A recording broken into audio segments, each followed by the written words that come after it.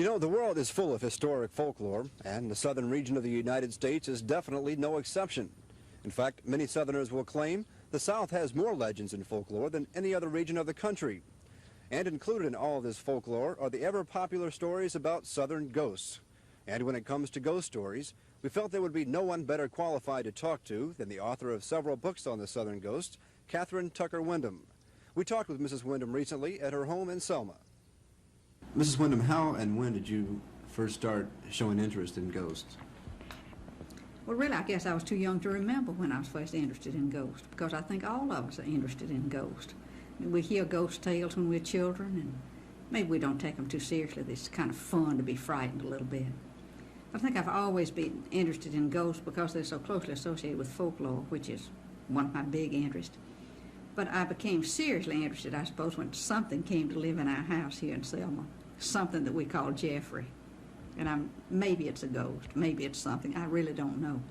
But there's something here in this house that clumps up and down the hall and opens and closes doors and rocks in a rocking chair. Used to frighten our poor old cat named Hornblower. Unfortunately, Hornblower has died since then. But did all sorts of strange things here that made us wonder.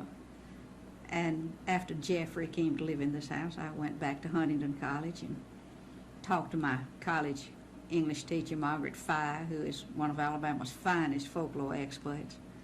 Told her about Jeffrey, and we talked about other famous Alabama ghosts, and thought, you know, really we should preserve these ghost tales by putting them in a book. So we set out to write a book which we called 13 Alabama Ghosts and Jeffrey. And we went all over the state collecting what we thought were the finest of Alabama's ghost stories, 13 of the best to go in this book. And once I got started, I just couldn't stop. It's a fascinating hobby. It's really great. How long has Jeffrey been living here? Oh, about 10 years. No major problems with him, though? He just scares people? Oh, no. He's a lot of fun. A lot of fun. We have a good time with him. We blame everything that goes wrong on Jeffrey, and we wouldn't be without him. He's fine. I don't think anybody's ever been frightened of Jeffrey. It's just been something to create a lot of conversation, a lot of interest, and just really fun. Now, when you go on speaking engagements and you talk to people about the ghost stories that you've heard of, do they come back with more of their own usually? Yes, that's the greatest source of collecting ghost tales. If you approach one person or even a group of people and say, do you know a ghost story? Their immediate reaction is, no, we don't know a ghost story.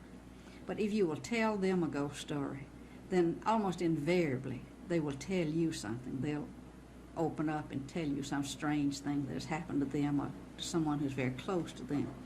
So that's how I get a whole lot of my ghost stories.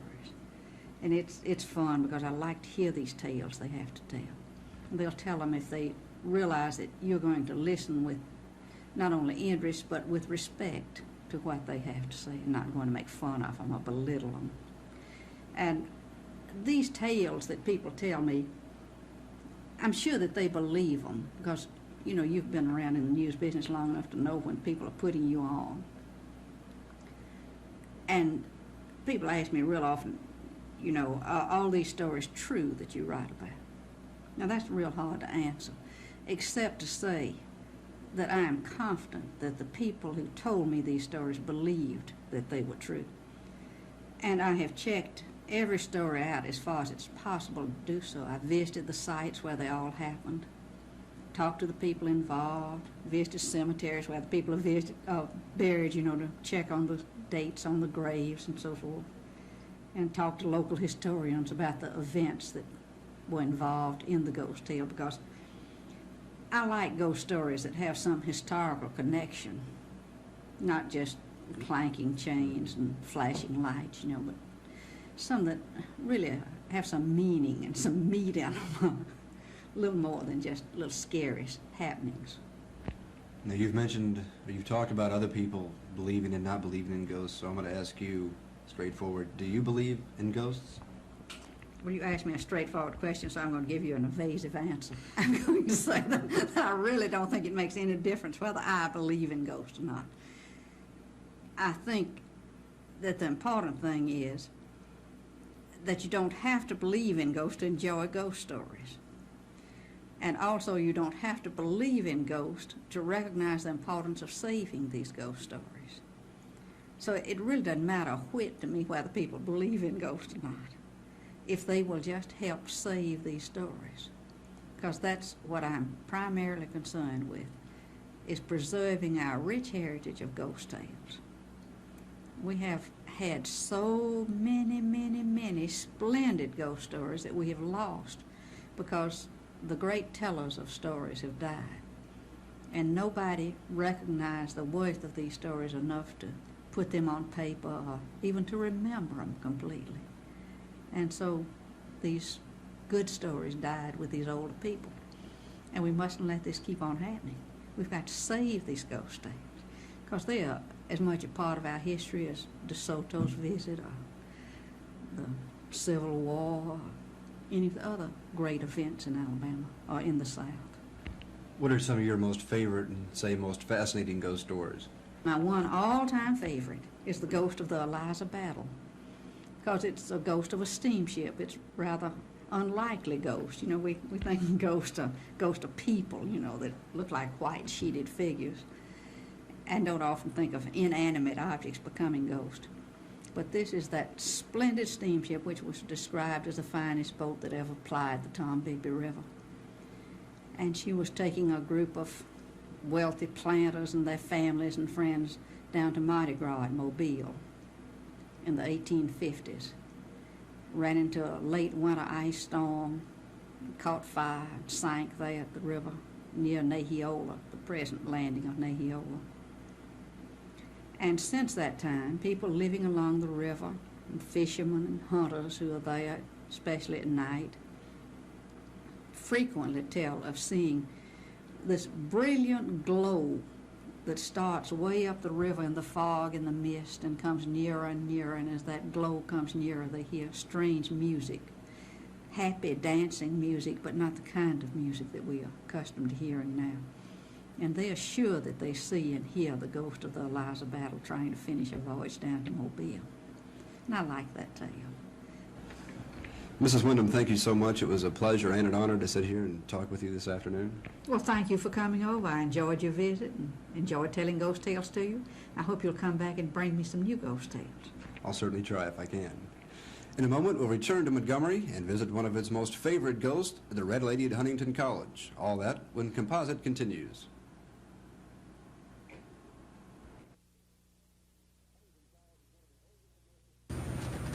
Huntingdon College is one of the oldest and most historic colleges in the South. Once a private all-girls college, Huntingdon has now developed into a highly respected coeducational institution with about 600 students. But some persons say Huntingdon has a resident in one of the dormitories who is not a current student, but they say she is instead a live-in ghost, and she's called the Red Lady.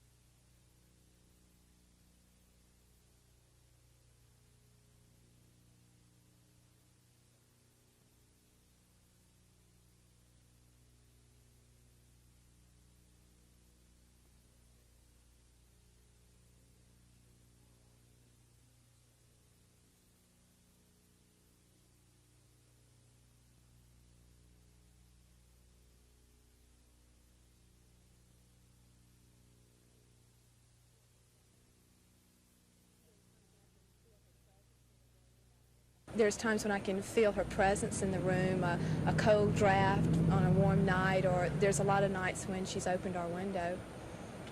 Have you ever seen her or heard her? Well, never really heard her except some strange noises at night, not wailings or anything like that, but noises that couldn't be accounted for, but I've never seen her walk. What or who do you think the Red Lady is? I believe the Red Lady is whom she's written about us in 13 Alabama Ghosts that Kathryn Windham writes.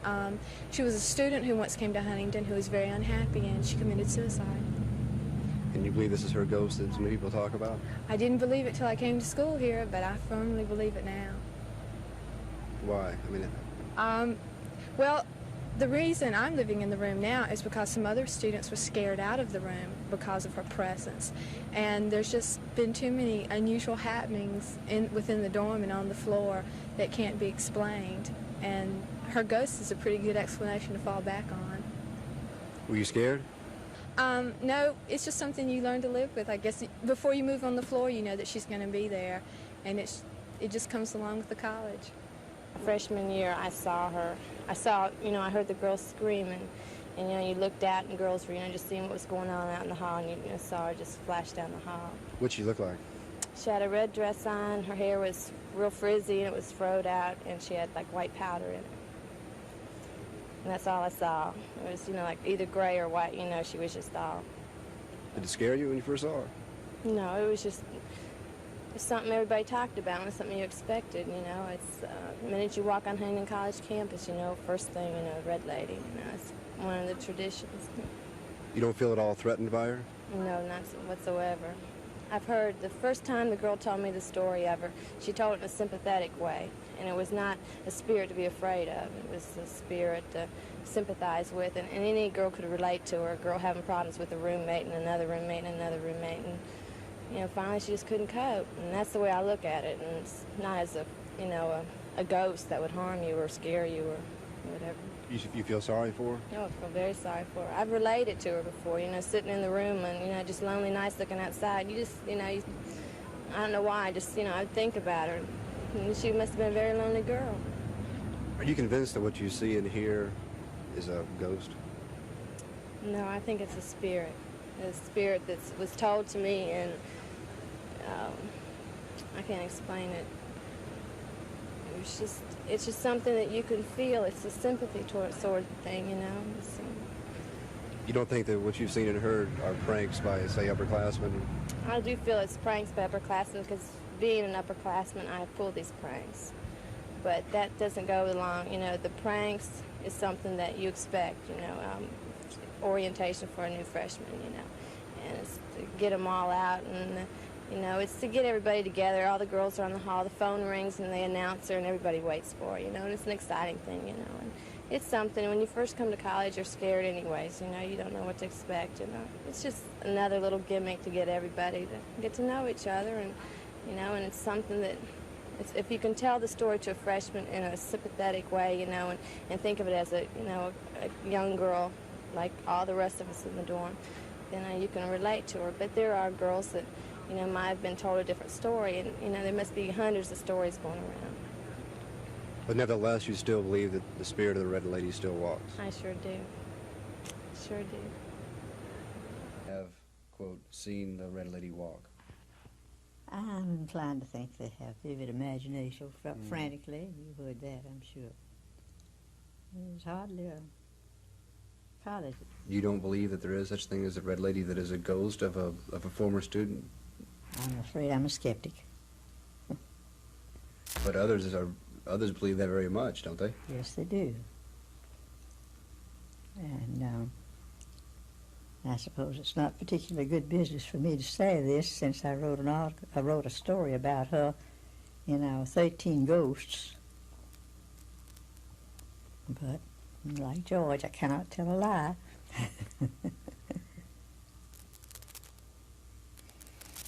Doesn't that cause a problem when so many people do believe, and so many people believe they have seen her? Yes. How would you explain? I never contradicted. If they've seen her, I just haven't seen her. If you believe the Red Lady is indeed a legend, how could you explain the many students who say they have, quote, seen the Red Lady walk? I'm inclined to think they have vivid imaginations. And sometimes we think we see what we want to see. But Excuse me, go ahead. I think that she's a legend worth fostering. She will walk again. I'm confident of that.